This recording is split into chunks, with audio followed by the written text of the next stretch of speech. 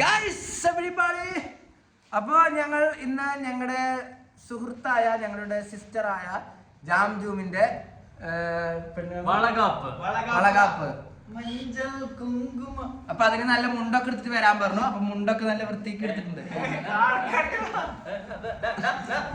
അപ്പൊ ഞങ്ങൾ പോയിട്ട് വരാം. അവിടുന്ന് ഭക്ഷണം കഴിച്ച് അവളെയും ഞങ്ങൾ മോട്ടിവേറ്റ് ചെയ്ത് മഞ്ഞളിൽ അങ്ങനെ ഉണ്ടോ അന്ന് അതിലൊക്കെ കുളിപ്പിച്ച് അവളെ ഹാപ്പി ആക്കിയിട്ട് ഞങ്ങൾ വരും.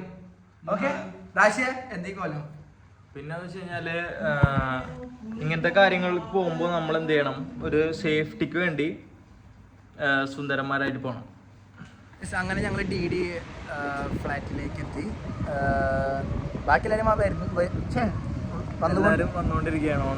വന്നുകൊണ്ടിരിക്കുന്നുള്ളൂ. അപ്പൊ നമ്മൾ എത്തിയിരിക്കുന്നു.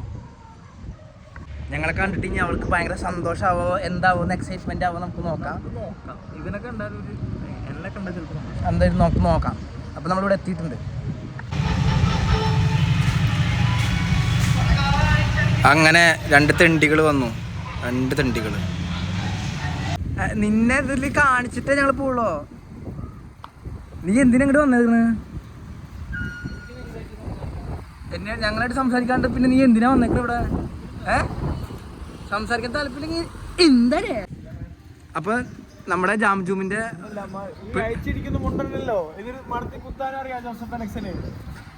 കണ്ട എന്ത് എവിടെ വന്നാലും ഇത് ഇങ്ങനത്തെ ഒരു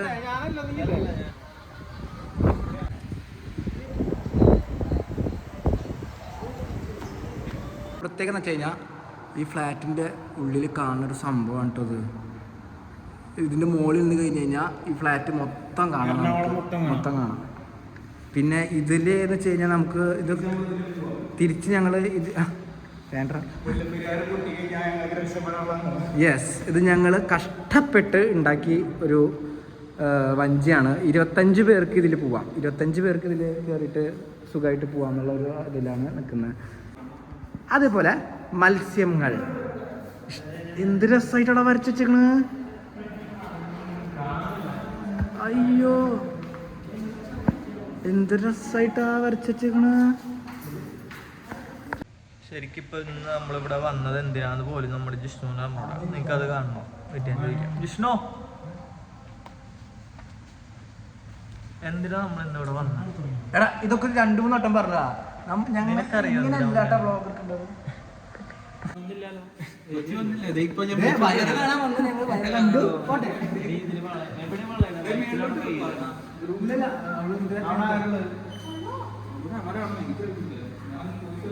പോയിട്ടാ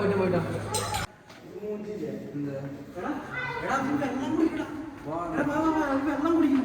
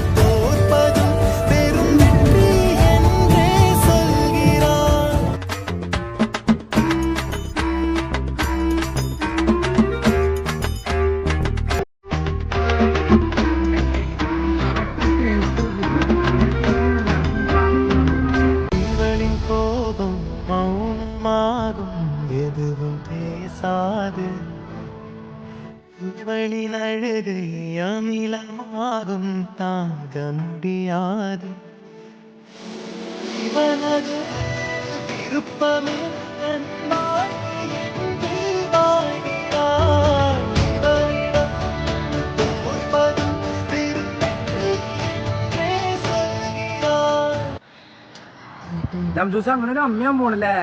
ഇനി പ്രാരബ്ധങ്ങളും എല്ലാതുമായിട്ട് ജീവിക്കാൻ പോകുന്നു. ഇവളൊരു കുട്ടി ലാലി ലാലി ലേ ലാലി ലാലി ലേ ഓ. എല്ലാരും പ്രാർത്ഥിക്കും നിനക്ക് വേണ്ടിട്ട്. ഈ സമൂഹം മൊത്തം പ്രാർത്ഥിക്കും. ഇത് കാണുന്നവര് മൊത്തം പ്രാർത്ഥന.